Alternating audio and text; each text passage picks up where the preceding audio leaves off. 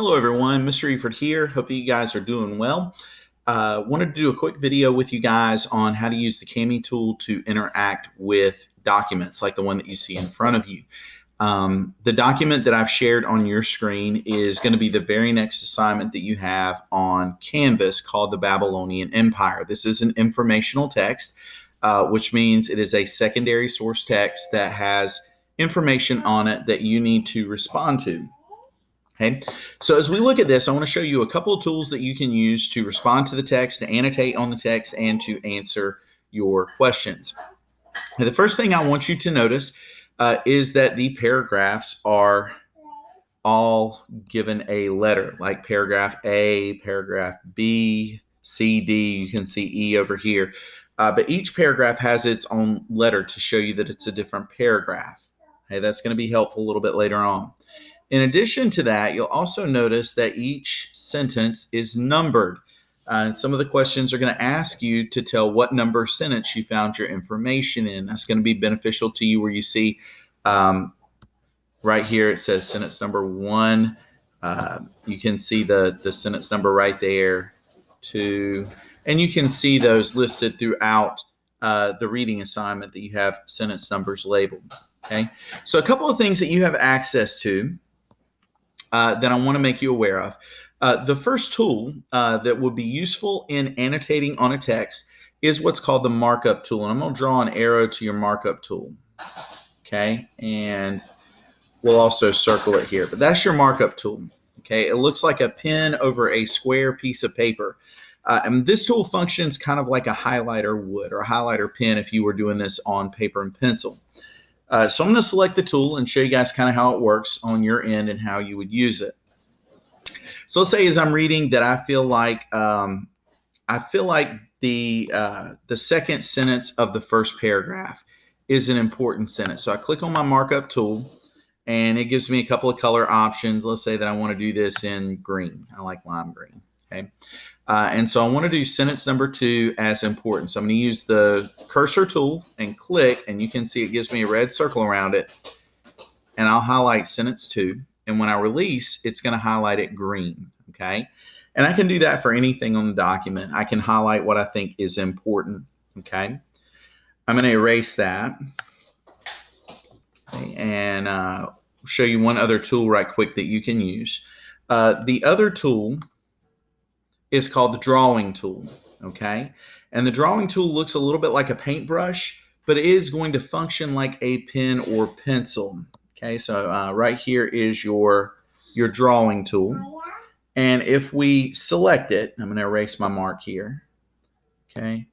If we select it, it's going to allow us to underline or circle, okay? And we can write on the paper just like we would write on a document that we had in front of us.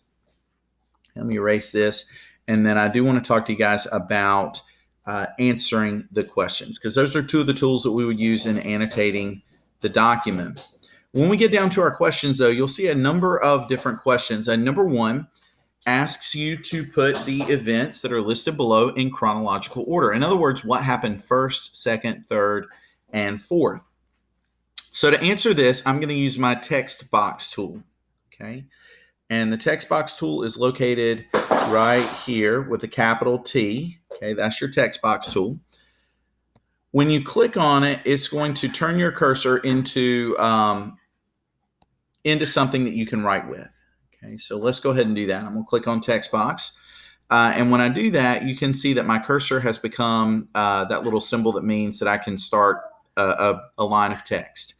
As I'm looking at this, let's say that I think that D is the first event. Now, please don't do this the way that I'm doing it. I might be intentionally putting them out of order just to throw you off. So make sure you read the text before you choose which one comes first. But I would click on the line beside D, and it's going to create a box, and I can type the number 1. Okay, and then I think that A is number 2. So I'm going to go up, and I'll have to click to get off, and then click again to make the number 2. And I would put that on there to show which answer is which. So use the text box to answer questions like this. For multiple choice questions, what I would like for you to use is the markup tool that we used earlier that functions like a highlighter pen. Okay. If you click the markup tool, let's say that I'm answering question number 4. We'll look at it. It says, if a boy who lived in Hammurabi's Babylonia hit his dad, what would his punishment be? And let's just say that I think that the answer is A. I would click and drag the highlighter pen across A, and then when I release, it's going to highlight it, and that's going to tell me as your teacher, I think A is the correct answer. Okay. Again, don't choose A. I can tell you for a fact that that is not the correct answer. All right. Now with this one, I want to go ahead and point out, and this is the only one I'm going to do this with, but I'm going to point out what you need to do with this bottom part, which says which sentence best supports the answer. Okay. And I'm going to use my markup tool to kind of show you guys this when you do it. Okay.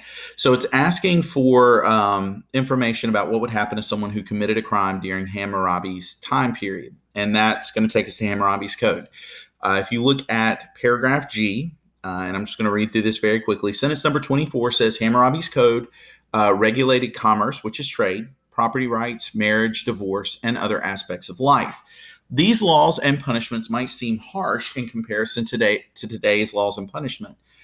Sentence number 26, for example, in Hammurabi's Code, if a son struck his father, his hands would be cut off.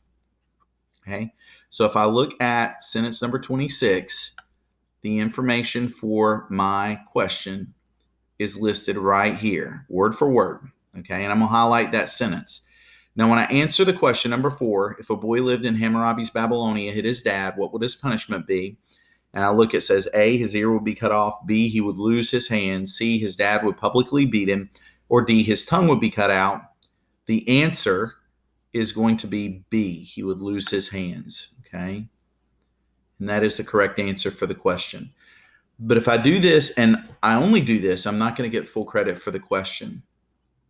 I also need to go down to where it says which sentence best supports the answer.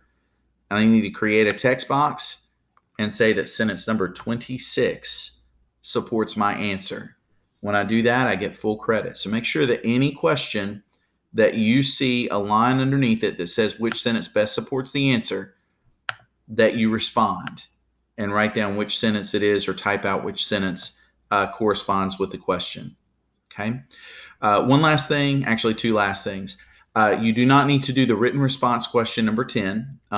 That's optional. If you want to do it, you can, but I'm not requiring it. One thing that you are required to do, though, and I want you guys to see this, is when you finish with this, make sure that you go up to this save icon up top. It looks like an old computer disk from 1995. You're going to click on that. And for my end, it's not going to show me the same options that are on your end, but the ones that are most important are still there. So when you click on save, it's going to bring down a list of options. What you need to be concerned with is as you're working on it, you need to be able to save your work now. And when you click save now, it's going to save any changes that you're making to the document as you're working on it. So if you have to start on it, but you don't get finished, click save now so that your work doesn't disappear. And the other option, which will be available to you, but it doesn't show up on my teacher end, is when you have completed this, there's going to be a blue box that says submit, and you'll click the save and then submit button. Once you submit, the work is going to show up as complete on my end, and I will be able to grade it. And that's it, guys. That's what I wanted you guys to know about the Kami tools. Hope that you guys are successful in answering your questions. If you have any questions about how to do this, please email me, and we'll talk to you later.